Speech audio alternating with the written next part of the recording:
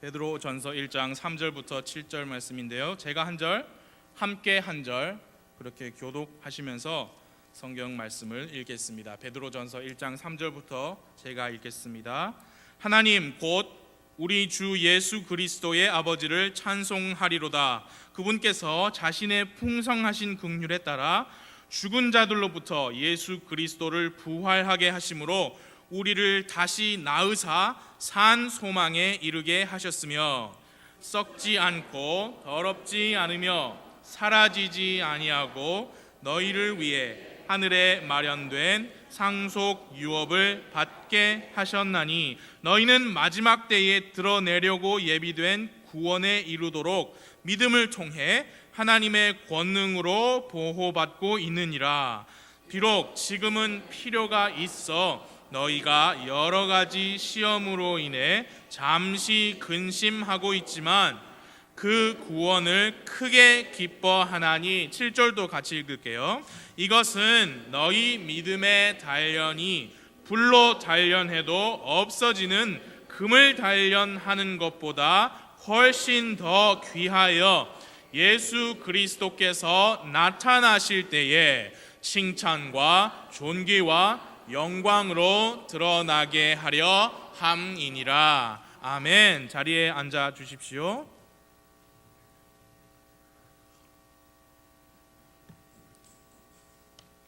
특별히 월요일에 모이는 이 시간에 여러분 한 분 한 분 모여주셔서 감사드립니다. 그런데 여러분께서 이렇게 모이신 것은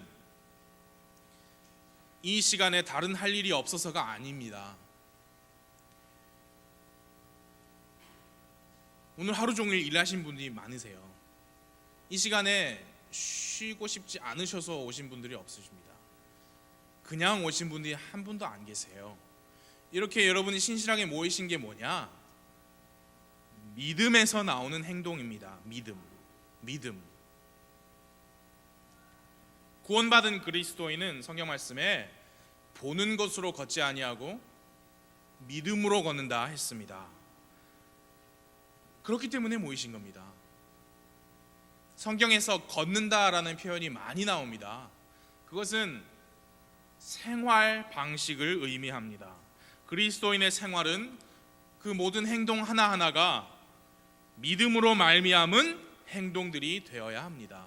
예배에 신실하신 모습 또한 마찬가지입니다. 믿음으로 말미암은 행동이고 그 믿음은 하나님을 기쁘시게 하기 위함에 있어서 빠져서는 안 되는, 빠지면 기쁘시게 할 수 없는 믿음입니다. 그 믿음을 가진 구원받은 그리스도인들이 먼저 구원에 대해서 하나님께 찬양을 하지 않을 수 없습니다. 사도 베드로는 본문 3절에서 놀라운 구원을 이루신 하나님을 찬양합니다. 3절 보시면 하나님 곧 우리 주 예수 그리스도의 아버지를 찬송하리로다. 그 단은 읽지 않았지만 그 짧은 문장에 예수님께서 주님이시다라는 선포가 들어있고요, 예수님께서 그리스도 구원자이시다라는 선포가 들어있고요, 그분의 아버지가 하나님이시다라는 선포도 들어있습니다. 우리의 구원을 위해서 다 필요한 것들입니다. 하나님 아버지, 모든 걸 다스리시고 모든 걸 창조하신 그분만이 구원의 계획을 만드실 수 있습니다. 그런데 그 만드신 계획을 직접 이루어내실 수 있는 분은 하나님의 아들 예수님만 가능합니다. 그 어느 사람도 다른 사람의 죄를 대신해서 죽을 수 없고 지옥에 대신 가줄 수 없습니다. 그 사람 자기 죄 때문에 지옥 가야지요. 모든 사람이 죄를 지어 하나님의 영광에 이르지 못하여서 하나님께서 보시기에 다 구원받았으면 좋겠는데 그 어느 한 사람도 대신 죽을 사람이 없어서 독생자 예수를 보내주신 겁니다. 그 주 예수 그리스도의 아버지 하나님을 찬송하리로다. 사도 베드로는 계속해서 이어서 왜 찬송을 해야 하느냐 직접 말씀하고 있습니다. 그분께서 자신의 풍성하신 긍휼에 따라, 왜 그 긍휼이 풍성하시냐면요, 하나님은 절대자이십니다. 여러분 한번 생각해 보십시오. 하나님은요, 다른 사람 때문에 존재하는 분이 아니죠. 다른 어떤 존재가 창조해낸 분이 아닙니다. 스스로 계신 분입니다. I am that I am. 다른 어떤 사람이 필요 없습니다. 우리 민율이는 엄마 아빠가 필요합니다. 그리고 엄마 아빠가 없었으면 민율이라는 존재도 없었습니다. 하나님은 스스로 그냥 계시고요, 시간도 없으세요. 옛날 현재 미래도 없으신 분이에요. 그런 분이 말씀으로 모든 걸 창조하시고 그 중심에 자신의 형상대로 창조하신 사람을 두셨습니다. 자, 그 사람 있기 전에 하나님 잘 계셨습니다. 그 사람이 범죄한 것은 그 사람 때문이에요. 그래서 하나님 입장에서 생각하면 나는 가만히 잘 있었는데 내가 창조한 사람이 스스로 범죄해서 스스로 타락해서 지옥 형벌을 받게 되었는데 그래도 싸죠. 멸망해도, 사람들이 다 멸망해도 하나님한테는 괜찮아요. 스스로 계신 분이니까. 다 지옥 가게 내버려도 두셔도 됩니다. 그러나 그분의 긍휼이 풍성하시기 때문에 아들까지 죽기까지 하시면서, 내어주시기까지 하시면서 이 사람들을 살려내고 싶으신 겁니다. 자신의 풍성하신 긍휼에 따라, 그 의미입니다. 죽은 자들로부터 예수 그리스도를 부활하게 하심으로 우리를 다시 낳으사. 예수님께서 우리를 대신해 죽으셨습니다. 그러나 그 예수님을 다시 부활하게 하심으로 우리도 예수님을 쫓아서 부활할 수 있다, 그겁니다. 왜냐하면 한 번 죽는 것은 사람에게 정해졌다 했거든요. 모두 다 죽습니다. 그러나 예수님의 부활을 쫓아서 우리도 부활할 수 있는데요, 우리를 그러기 위해서 다시 낳으셨는데요, 그것을 무엇이라고 했느냐? 산 소망에 이르게 하셨다. 산 소망에 이르게 하셨다. 썩지 않고 더럽지 않으며 사라지지 아니하고 너희를 위해 하늘에 마련된 상속 유업을 받게 하셨다. 너희는 마지막 때에 드러내려고 예비된 구원에 이르도록 믿음을 통해 하나님의 권능으로 보호받고 있느니라. 산 소망. 여러분, 우리보다 먼저 가신 주 안에서 그리스도인 되신 분들 떠올리십시오. 우리 교회도 사랑하시는 분들 많이 계셨죠? 잠시 떨어져 있는 겁니다. 잠시 떨어져 있는 겁니다. 다시 만날 겁니다. 예수님께서 우리를 데리러 공중에 오실 때에 주님 안에서 먼저 가신 그분들이 먼저 일어난다 했습니다. 그리고 만약에 우리가 살아있다면 우리도 그분들과 같이 들림을 받을 것입니다.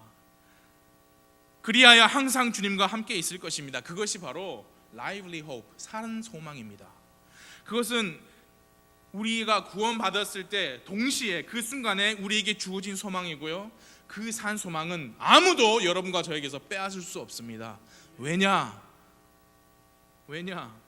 여기에 보시면 믿음을 통해 5절 말씀이에요. 마지막 때에 드러내려고 예비된 구원에 이르도록 믿음을 통해 하나님의 권능으로 보호받고 있기 때문이에요. 하나님의 권능보다 강한 것은 이 우주에 없습니다. 그렇기 때문에 하나님 곧 우리 주 예수 그리스도의 아버지를 찬송해야 하는 겁니다. 하나님의 권능으로 우리를 꽉 보호하고 계시다. 여기 5절에 마지막 때에 드러내려고 예비된 구원이다. 여러분, 우리는 이미 구원을 받았다고 하죠. 그건 우리 혼의 구원이고요, 앞으로 우리가 여기 나온 마지막 때에 드러내려고 예비된 구원은 우리 몸, 우리 아프고 병들고 병원 가야 될 이 몸이 영광스러운 몸으로 변화를 받는 몸의 구원입니다. 그 몸의 구원을 위해서 우리가 예비되었는데요, 우리 스스로 그것을 지켜내고 보호하는 것이 아니고 하나님의 권능으로 보호해 주시고 계시다, 그 말씀입니다. 그렇기 때문에 누가 우리의 구원을 빼앗을 수 있습니까? 우리의 산 소망을 아무도 없앨 수가 없습니다. 하나님의 권능보다 강한 권능은 아무도 그런 힘이 없습니다. 우리는 구원받은 그리스도인이요 하나님의 자녀이고요, 우리 몸이 변하여서 흠도 없고 점도 없는 영광스러운 모습으로 변할 것이고 예수님의 신부로서 그분 앞에 서게 될 사람들입니다. 여러분과 제가 받은 구원이 그렇게 놀라운 구원입니다. 이렇게 큰 구원, 성경이 그렇게 말했습니다. So great salvation. 그런데 사도 베드로는요, 그 구원을 인하여 하나님을 찬송하고 거기서 끝나지 않습니다. 하나님의 권능으로 보호받고 있느니라, 그렇게 보호 잘 받고 있다가 천국 가면 된다, 그렇게 말씀하지 않았어요. 6절 7절을 보시면요,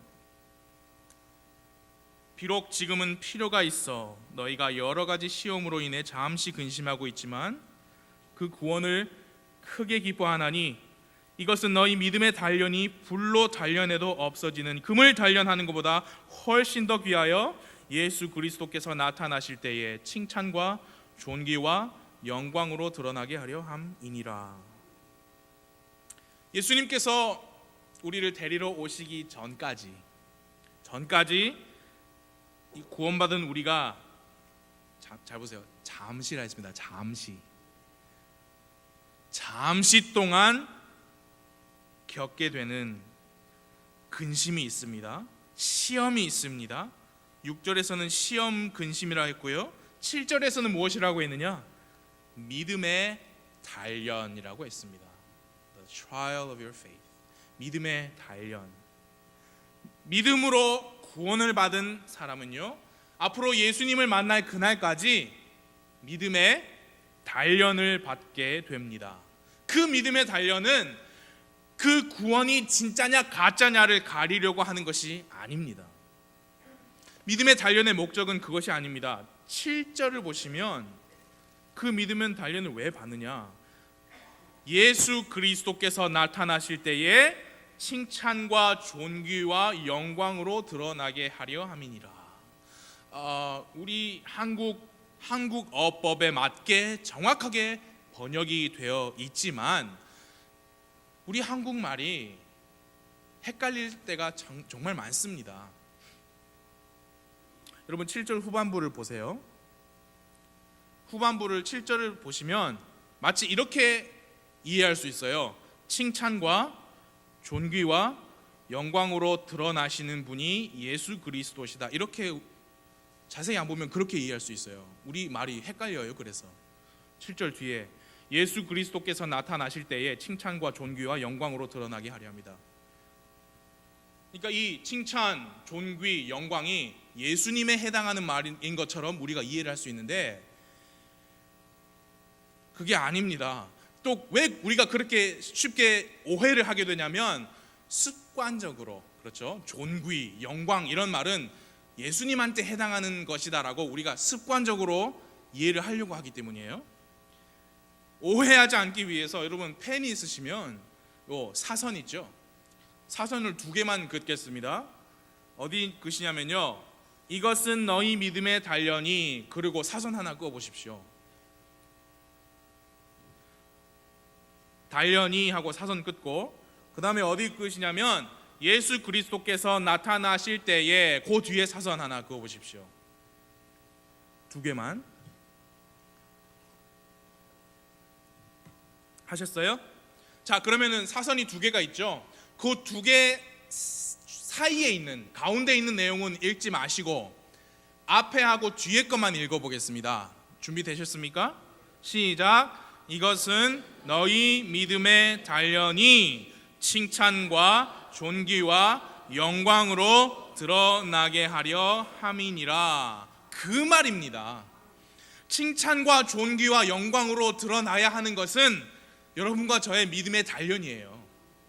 어떤 그 단련의 결과물이다, 그 말씀입니다. 지금 우리가 신앙생활을 하는 동안 그 믿음의 단련을 잘 받고 견뎌냈다면 마침내 예수님께서 우리를 부르시고 우리가 그분 앞에 섰을 때 그동안 잘 단련받고 잘 가꾸어 온 우리의 믿음이 칭찬을 받을 것이다, 존귀한 것으로 드러날 것이다, 영광스럽게 드러날 것이다, 그 말씀입니다. 그래서 여러분, 그리스도인의 믿음 생활이라고 하는 것은요, 단지 처음에 믿음으로 받은 구원하고 앞으로 영원히 살 천국, 믿음 생활은 단지 구원과 천국만이 아닙니다. 그 날까지 믿음의 단련이라는 과정이 있습니다. 여러 가지 이름으로 부를 수 있습니다. 그 과정을 성화의 기간이라고 부를 수도 있습니다. 구원은 의롭다 칭함을 받은 칭의, 그 후의 삶은 성화, 예수님을 닮아가는 거죠. 구원은 출생, 우리를 다시 낳으셨다 했잖아요. 그래서 구원은 출생, 그 후에 믿음의 단련은 성장이라고 할 수 있습니다. 성경 교리의 핵심이 구원의 복음이 맞습니다. 하지만 이 성경은 거기서 끝나지 않습니다. 끝나지 않고 이미 믿은 자의 생활, 성장, 성화, 믿음의 단련도 동일하게 강조하고 있습니다. 왜냐? 우리가 예수님 앞에 설 것이기 때문이에요. 그 섰을 때에 우리 믿음이 칭찬을 받아야 돼요. 존귀한 것으로 드러나야 됩니다. 영광스럽다, 정말 영광스럽다, 그렇게 드러나야 합니다. 절대 구원만 받고 끝이 아닙니다. 실제로 어떤 한 분이 저에게 그 말씀을 했어요. 우리가 소위 말하는 구원파, 거기에서 이제 복음을 듣고 구원을 받으신 분이었는데, 담임 목사님의 설교 말씀을 듣고 뭐라고 했냐면, 그냥 이건 착하게 살라는 말이잖아요. 그냥 장로교 이런 데서나 하는 착하게 살라는 설교잖아요. 그렇게 하시더라고요. 복음으로 구원받으면 그 믿음에 대한 단련이 분명히 있습니다. 이 성경에는 우리가 구원받고 그 순간에 천국 가는 게 아니잖아요. 구원을 받은 그 믿음이, 우리가 마음으로 믿어 그랬죠? 마음속에 있습니다. 그 믿음이 밖으로 나와서 그 사람의 언어를 바꾸고 행동을 바꾸고 삶의 방식과 삶의 목표를 완전히 변화시키는 그런 믿음으로 성장하게 하는 믿음의 단련이라는 것이 분명히 있다는 사실입니다. 구원받고 천국 가면 끝이다? 그게 아닙니다. 그건 성경을 반쪽만 아시는 거예요. 속은 거죠. 속은 겁니다. 비양심적인 그런 지도자들에 의해서 속은 거예요. 복음 중요하죠. 복음 전해야죠. 구원 받아야죠. 그러나 천국 가기까지 비록 잠시라고 했지만 믿음의 단련이 있습니다. 우리는 그럼 여러분과 저는 어떤 믿음의 단련을 받게 될 것인가? 여러 가지 모양으로 단련을 받습니다. 사람마다 다르고요. 정말 우리가 케이스 바이 케이스라고 하죠. 다 다릅니다. 그러나 이제 저는 성경 말씀을 선포해야 되잖아요.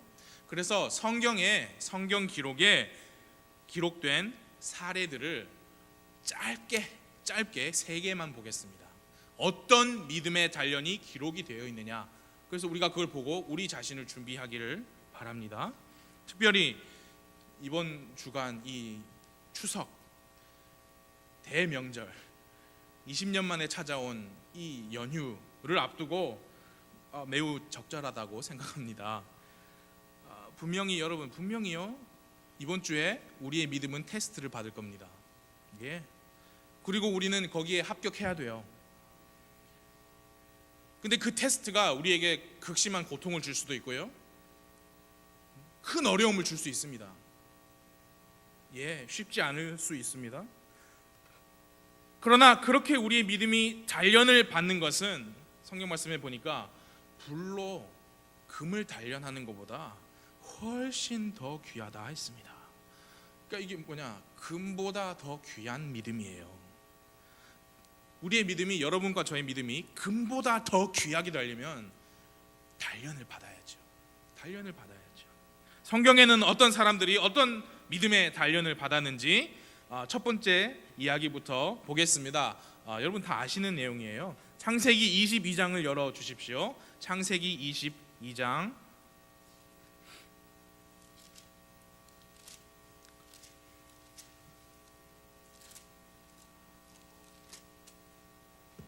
창세기 22장 1절 2절을 보아 주십시오. 제가 읽어드리겠습니다. 이 일들 뒤에 하나님께서 아브라함을 시험하시려고 그에게 이르시되 아브라함아 하시니 그가 이르되 보소서 내가 여기 있나이다 하매 그분께서 이르시되 이제 내 아들 곧 내가 사랑하는 유일한 아들 이삭을 데리고 모리아 땅으로 가서 거기서 내가 네게 일러줄 산들 중에 하나에서 그를 번제 헌물로 드리라 하시니라. 아브라함에게 있어서 유일한 아들 이삭을 번제 헌물로 드리라고 말씀하셨습니다. 1절에 분명히 이것은 시험이다 기록되어 있습니다. 우리의 믿음은 이렇게 단련을 받습니다. 어떻게 단련을 받느냐? 우리가 가장 사랑하는 그것까지도 하나님을 위해 기꺼이 내놓을 수 있는 믿음인가? 그거에 관련하여 믿음의 단련을 받습니다. 다시 말씀드립니다. 내가 가장 사랑하는 무언가가 있습니다. 사람일 수도 있고 물건일 수도 있어요. 나에게 가장 중요합니다. 내가 가장 사랑하는 것입니다. 하나님께서 그것을 다오 라고 하셨을 때 우리는 어떤 반응을 보일 것인가? 그게 하나님의 시험이고 우리 믿음의 단련이에요. 아브라함에게 이삭은 유일한 아들이었습니다. 유일한 아들이라고 기록되어 있죠. 노년에 얻은 하나님께서 약속하셨던 바로 그 씨. 이스마엘은 약속의 씨가 아니죠. 이삭, 정말 사랑하는 소중한 하나뿐인 아들, 번제 헌물로 드리라. 아브라함은 행동했습니다. 여러분 잘 알고 계시죠? 9절부터 봐주십시오. 9절. 하나님께서 그에게 일러주신 곳에 이르니라. 아브라함이 거기서 제단을 쌓고 가지런히 나무를 놓고는 자기 아들 이삭을 결박하여 제단의 나무 위에 놓고 자기 손을 내밀어 칼을 잡고 자기 아들을 죽이려 하더니 주의 천사가 하늘에서부터 그를 불러 이르시되 아브라함아 아브라함아 하므로 그가 이르되 내가 여기 있나이다 하매 그가 이르되 내 손을 그 아이에게 대지 말라. 내가 내 아들 곧 내 유일한 아들을 내게 아끼지 아니하였으므로 내가 하나님을 두려워하는 줄 내가 이제 아노라. 하나님, 이거 저에게 가장 중요한 겁니다. 제가 가장 사랑하는 건데 하나님께서 원하시니까 그것을 드리겠습니다 라고 할 때 하나님께서 내가 알겠다. 너의 믿음을 알겠다. 정말 놀랍죠. 번제 헌물로 드리라 하니까 바로 3절에서 아침에 일찍 일어나 준비물 다 준비하고 착착착착 계산해서 쭉 하고 여기서부터는 우리만 간다 하고 아들만 가다가 제단 쌓고 나무 올리고 칼. 여기 보면 그렇습니다. 아브라함의 그 믿음이 어떤 믿음이었는지 히브리서에 기록이 되어 있습니다. 오늘 성경을 좀 찾죠. 히브리서 한번 펴보십시오. 히브리서 11장 믿음의 전당이라고 하는 히브리서 11장 17절부터 이 기록이 되어 있습니다. 아브라함의 믿음에 대한 기록인데요. 믿음으로 아브라함은 17절입니다. 히브리서 11장 17절. 믿음으로 아브라함은 시험을 받을 때에 이삭을 바쳤으니 곧 약속들을 받은 그가 자기의 독생자를 바쳤느니라. 이 아들에 관하여는 그분께서 전에 이르시되 이삭 안에서 내 씨가 부름을 받으리라 하셨느니라. 하나님께서 심지어 죽은 자들로부터 능히 그를 일으키실 줄로 생각하였으므로 또한 그는 죽은 자들로부터 그를 모형으로 받았느니라. 아브라함이 어떤 믿음을 가지고 있었느냐? 자기가 아들 이삭을 죽여서 하나님께 진짜 실제로 죽여서 번제 헌물로 드렸을지라도 하나님께서 내 아들을 다시 살려주실 것이다, 그 믿음으로 칼을 잡은 거예요. 그 믿음이 없었다면 아브라함은 이 시험을 이렇게 훌륭하게 통과하지 못했을 것입니다. 하나님께서 우리에게 만일 그거 다오, 하나님은 그것을 우리에게서 뺏어가지고 우리에게 슬픔을 주고 우리가 막 낙심에 빠지게 하시려고 하는 게 아니고 기꺼이 그것까지 네가 나한테 줄 수 있느냐, 그 믿음을 보시기 원하시는 거죠. 우리가 성경을 읽기는 읽지만요, 여러분 부모 되신 분들 한번 생각해 보십시오. 아들을 죽여야 하는 그 아버지 마음 한번 생각해 보십시오. 성경에는 기록되어 있지 않지만 아브라함의 눈에 눈물이 그렁그렁했을 겁니다. 엄청난 고뇌와 갈등이 있을 수도 있습니다. 믿음의 조상인데, 믿음의 조상, 훌륭한 믿음.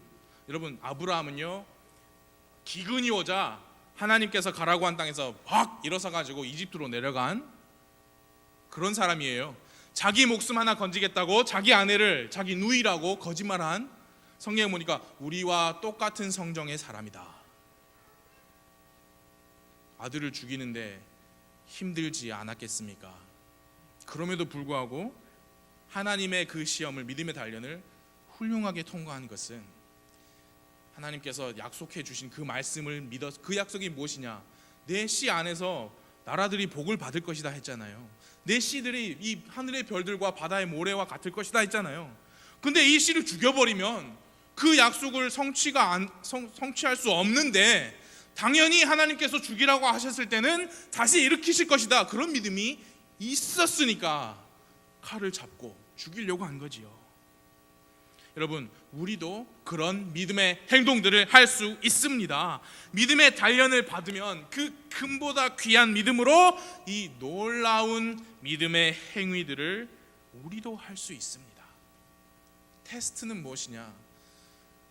네가 가장 사랑하는 것, 그건 무엇이냐? 우리는 하나님께서 원하실 때 그것마저도 기꺼이 드릴 수 있는 믿음인가? 우리의 믿음의 단련은 그렇게 찾아올 것입니다. 두 번째 믿음의 단련입니다. 성경에서 우리가 볼 수 있는 믿음의 단련, 창세기 39장을 펴 주십시오. 여러분 잘 아시는 내용입니다. 여기도 창세기 39장 19절, 요셉의 이야기입니다. 요셉이 형들에 의해서 이집트로 노예로 팔려갔고요, 보디발이라는 사람의 집에서 열심히 일을 했습니다. 일 잘 했습니다. 19절, 그의 주인 보디발이죠. 그의 주인이 자기 아내가 자기에게 말하여 이르기를 당신의 종이 내게 이런 식으로 행하였다 하므로 그 말들을 들을 때에 진노하니라. 요셉의 주인이 그를 잡아 감옥에 넣었는데 이곳은 왕의 죄수들이 묶인 곳이더라. 그가 거기서 감옥에 있었더라. 우리의 믿음은 어떻게 단련을 받느냐? 이렇게 단련을 받습니다. 얼마 전에도 제가 말씀 선포한 내용이에요. 아무 잘못한 게 없습니다. 잘못한 것이 없는데 억울하게 화살을 맞는, 아무 감옥에 갈 이유가 없는데 감옥에 가는, 누명을 쓰는 그런 상황에 처해질 수 있다. 요셉 스스로도요, 자기는 아무 잘못한 게 없는데요. 40장 15절 보면요, 참으로 나는 히브리 사람들의 땅에서 몰래 끌려온 자로서 나는 원래 노예가 아니라 몰래 그냥 팔렸어요. 여기서도 그들이 나를 감옥에 가둘 일은 하나도 행하지 아니하였나이다. 아무 잘못한 거 없습니다. 그런데요, 요셉이 형들에 의해서 팔릴 때도 그렇고요, 2년 이상 감옥에 있을 때도 그렇고요, 한마디도 원망이나 불평의 기록을 우리가 읽을 수가 없어요. 요셉은 어떻게 그럼 그게 가능했느냐? 하나님을 믿었기 때문입니다. 꾸준히 하나님을 의지했습니다. 여러분 이야기 아시잖아요. 결국 기근에서 이집트와 주변 국가들의 사람들을 구하는 국가적인 영웅이 되었습니다. 믿음의 단련을 잘 통과했더니 그런 놀라운 결과가 있었습니다. 마음속에 있는 믿음이 뭐냐? 하나님이 나에게 예전에 꿈으로 보여주셨다. 나는 여기에서 이렇게 노예로 살 사람이 아니다. 뭔가 뜻이 있겠지, 뭔가 하나님의 인도하심이 있겠지. 나는 아무 감옥에 들어갈 일을 행한 적이 없습니다. 그러나 불평하지 않고 원망하지 않았습니다. 하나님을 믿었습니다. 여러분, 우리 형제들이 만약에 우리를 노예로 팔았어도 훗날 다시 그 형들을 만나게 되잖아요. 훗날 만난 자리에서 요셉처럼 우리는 그들을 용서할 수 있을까요? 노예로 팔려온 것도 억울한데 보디발의 집에서 정말 일 잘했다고 성경에 나와 있습니다. 모든 것을 다 맡겼다 했어요. 한 사람 아내만 빼고 일 열심히 했는데 요즘 표현으로 성범죄자가 된 거예요. 그럼에도 불구하고 우리는 요셉처럼 여전히 하나님 앞에서 믿음을 지킬 수 있을까요? 우리가 또 여기서 기억해야 될 사실은요, 아까 아브라함의 믿음의 단련도 그렇고 지금 요셉의 믿음의 단련도 그렇고 하나님께서 직접 겪으신 일이라는 거예요. 아브라함에게 유일한 아들을 죽이라고 하신 하나님께서 자신의 독생자를 십자가에서 죽게 하셨습니다. 억울한 누명을 쓰고 감옥에 간 요셉에게 그 요셉이 믿음을 지키는 것을 보기 원하셨던 그 하나님께서도 자신의 아들 예수님이 온갖 죄명을 다 뒤집어 쓰고 사람들이 침뱉고 때리고 욕해도 맞서서 욕하지 아니하시고 다 받아내셨잖아요. 베드로 전서 2장 제가 읽어드릴게요. 22절, 그분께서는 죄를 짓지 아니하시고 입에 교활함도 없으시며 욕을 당하시되 맞대어 욕하지 아니하시고 고난을 당하시되 위협하지 아니하시며 오직 의롭게 심판하시는 분에게 자신을 맡기시고. 예수님도 그렇게 본을 보이셨습니다. 요셉도 하나님께 맡기었겠죠. 하나님, 저는 아무 잘못 없는데 이런 일이 일어나는 것, 하나님은 완전하게 공평하게 의롭게 심판하시는 하나님이시니까 맡깁니다. 하나님. 그게 믿음의 단련이었습니다. 잘 행하고도 억울하게 고난을 당할 때 바로 그 순간이 우리가 믿음의 단련을 받는 순간입니다. 그 믿음의 단련은 금보다 귀한 것입니다. 금보다 귀한 것입니다. 먼저 본을 보이신 하나님과 또 예수님을 따라서 우리도 이런 믿음의 단련 잘 통과하는 그리스도인들이 되길 바랍니다. 이제 마지막 세 번째 종류의 모습의 믿음의 단련을 출애굽기 5장에서 우리가 한번 보겠습니다. 다시 말씀드리지만 여러분, 우리의 믿음의 단련은 이런 모양만으로 오는 것은 아닙니다. 여러 가지 모양으로 올 수 있지만 성경 기록에 우리가 읽을 수 있도록 하나님께서 보존하신 이유는 분명히 있다고 생각해요. 출애굽기 5장 긴 이야기지만 22절 23절을 읽겠습니다. 출애굽기 5장 22절 23절. 모세가 주께 돌아와 아뢰되 주여 어찌하여 이 백성을 이같이 악하게 다루셨나이까? 어찌하여 나를 보내셨나이까? 내가 파라오에게 가서 주의 이름으로 말한 때부터 그가 이 백성에게 악을 행하였으며 또 주께서도 주의 백성을 전혀 건져내지 아니하셨나이다. 이게 왜 이런 말을 하냐면요, 마침내 하나님의 부르심에 응답해서 형 아론과 함께 파라오 앞에 갔지요. 왕 앞에 섰습니다. 하나님의 백성들을 가게 하라는 하나님의 말씀을 대언했습니다. 파라오는 당연히 허락하지 않았죠. 백성을 가도록 허락하지 않았고, 더 나아가서 그때까지 그 벽돌을 만들 때 필요한 짚을 이집트에서 제공했는데, 이제부터는 그 짚도 너희들이 알아서 구해라. 벽돌 만드는 양은 절대 줄어들면 안 된다. 노역이 더 심해진 겁니다. 백성들은 모세가 와서 와, 우리 이제 나가겠구나 했는데 상황이 더 악화된 거예요. 이것은 어떤 믿음의 단련이냐? 우리도 이렇게 믿음의 단련 받을 수 있습니다. 잘 들어주세요. 하나님께서 명령하신 어떤 일에 대해서 기꺼이 순종했는데, 기도를 많이 하고 확신 가운데 순종했는데, 분명히 하나님의 뜻이라고 믿고 그 일을 했는데, 하나님의 말씀에 명확하게 제시된 하나님의 뜻이라고 해서 순종하고 그 일을 했는데, 오히려 나 때문에 상황이 더 악화되고 말씀하신 대로 잘 되지 않는 정말 어려운 그런 일을 당할 수 있습니다. 우리의 믿음은 그렇게 단련을 받습니다. 여러분, 모세가 처음에 하나님께서 이제 그 떨기나무에서 말씀하셨잖아요. 그때 모세는 이런저런 변명 다 대면서 가기 싫다 했습니다. 그렇죠, 아시죠? 저는 말주변도 없습니다.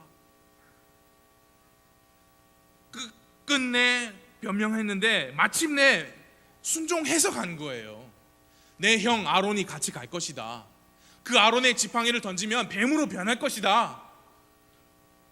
네, 하나님 알겠습니다. 제가 가겠습니다. 하나님의 백성을 가게 하라. 그래서 지팡이를 던졌더니 뱀으로 확 변했어요. 근데 파라오가 비웃었죠. 그렇죠? 비웃었을 거예요. 그 정도야 뭐 우리 이집트의 마술사들도 충분히 할 수 있어. 그래서 보여줬잖아요. 하나님께서 가라고 해서 갔는데, 하나님께서 저를 부르셔서 응답했는데 왜 저는 웃음거리가 되고, 하나님께서 건지라고 하신 그 백성들의 노역이 몇 배는 더 힘들어졌습니다. 하나님 왜요? 하나님께서 원하시는 일, 하나님께서 명령하신 일, 하나님의 뜻이라고 분명히 믿고 했는데 완전히 예상을 빗나가는 결과를 받을 때 하나님은 우리의 믿음을 단련하고 계신 겁니다. 처음에 믿고 행동했던 그 믿음을 끝까지 지켜나가는지 중간에 포기하는지 단련하고 계신 겁니다. 예수님께서 제자들에게 호수 저편으로 가자, 예수님께서 호수 저편으로 가자 하셨으면 죽었다 깨어나도 무슨 일이 일어나도 허리케인이 와도 호수 저편으로 갈 겁니다. 그게 뭐냐? 예수님의 말씀에 대한 믿음이에요. 그래서 제자들이 이제 배를 띄웠죠. 풍랑을 만났습니다. 배가 파도에 덮이고 있는데 예수님은 주무시고 계신 거예요. 깨웠죠. 예수님을 깨웠습니다. 그래서 예수님께서 제자들에게 이 말씀을 하셨습니다. 오 믿음이 적은 자들아, 너희가 어찌하여 두려워하느냐. 이게 무슨 말씀이에요?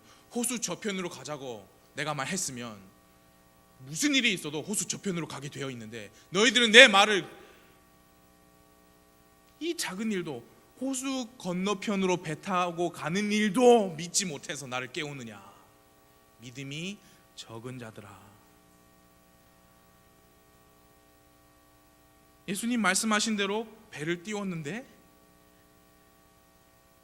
분명히 말씀에 순종해서 그렇게 했는데 배가 뒤집힐 지경이 된 것은 호수 저편으로 가자라고 하신 그 말씀을 과연 그 건너편에 도달할 때까지 끝까지 믿고 계속 갈 것인가, 아니면 중간에서 아이고 나 죽겠습니다 예수님 할 것인가 라는 그 믿음을 테스트하는 겁니다. 단련하는 겁니다. 그 시험에서 제자들은 합격하지 못했죠. 그리고 오 믿음이 적은 자들아, 그런 성적표를 받았습니다. 하나님의 뜻이다 확신에 차서 순종했습니다. 기도도 많이 하고 마음에 확신이 들어서 순종했습니다. 말씀에 분명히 그렇게 기록되어 있어서 그렇게 했는데 나의 순종 때문에, 나의 행동 때문에 더 안 좋아지고 악화되고, 그럴 때 이 말씀에 대한 의심이 생깁니다. 과연 이게 하나님으로부터 온 말씀 맞느냐? 과연 나는 하나님의 사람인가? 왜 이런 결과가 나타나느냐? 그때에 우리의 믿음이 단련을 받는 것입니다. 처음에 일단 그 행동을 하게 한 그 믿음을 끝까지 지킬 수 있느냐? 믿음의 단련을 받는 겁니다. 여러 가지 믿음의 단련이 있겠지만 오늘 세 가지만 말씀드렸습니다. 가장 사랑하는 것을 기꺼이 내어드릴 수 있는가 하는 그런 믿음, 억울한 일을 당해도 되받아치지 않고 하나님을 의지하고 모든 것을 하나님께 맡길 수 있는 믿음, 하나님의 말씀에 순종한다고 했는데 오히려 더 힘든 상황이 생기는 그런 정말 어려운 그런 상황을 맞이해야 하는, 그럼에도 불구하고 처음에 가졌던 믿음을 끝까지 지켜낼 수 있는가 하는 믿음. 이 세 가지 믿음의 단련의 공통점은요, 잘 단련된 믿음이라는 것은 우리 마음 안에서 계속 머무는 게 아니라는 거예요. 밖으로 나온다는 겁니다. 행동으로, 말로 나오게 되어 있다는 겁니다. 야고보서 2장 18절, 참으로 어떤 사람은 이르되 너는 믿음이 있고 나는 행위가 있으니 내 행위가 없는 내 믿음을 내게 보이라. 나는 내 행위로 내 믿음을 내게 보이리라. 행위로 보일 수 있는 믿음이 바로 단련을 잘 받은 믿음입니다. 행위로 보여줄 수 있는 믿음이 단련을 잘 받은 능력 있는 믿음입니다. 여러분, 그렇게 생각하지 않으실 수도 있고 알고 계실 수도 있지만, 여러분, 우리의 주위 사람들은 우리를 보고 있습니다. 주일 아침마다 넥타이 메고 나가는 거 보고 있습니다.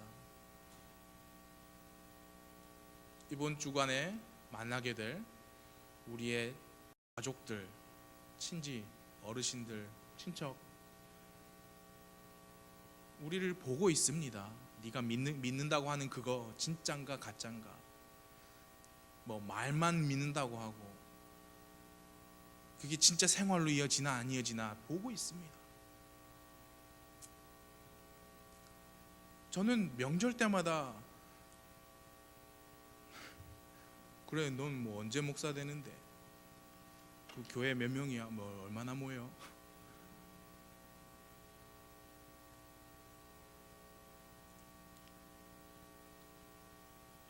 그 말을 하는 것 자체가 뭘 뜻하느냐?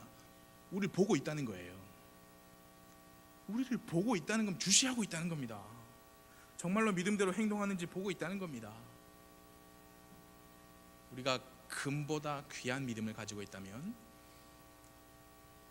보여줄 겁니다. 보여줄 겁니다. 우리 모두가, 여러분과 제가 믿음의 단련을 잘 받아서 산 소망이신 예수님 앞에 섰을 때 우리의 믿음의 단련이 칭찬과 존귀와 영광으로 드러나게 되기를 바랍니다. 그것 때문에 오늘 저녁에 모이신 거예요. 여러분, 공의의 하나님을 믿으십니까? 교회에서 공의의 하나님이라고 하면 꼭 죄와 심판만 떠올립니다. 공의라는 것은 공평이에요. 공평. 쉽게 말해서 여러분 저울을 생각해 보십시오. 당연히 죄가 올라가면 여기에 뭐가 올라가면 이렇게 기울죠. 그러니까 죄가 있으면 심판을 받아야 되는 게 공의에 맞습니다. 그러나 하나님께서 기쁘시게 하는 일을 하면 보상해 주시는 것도 공의예요.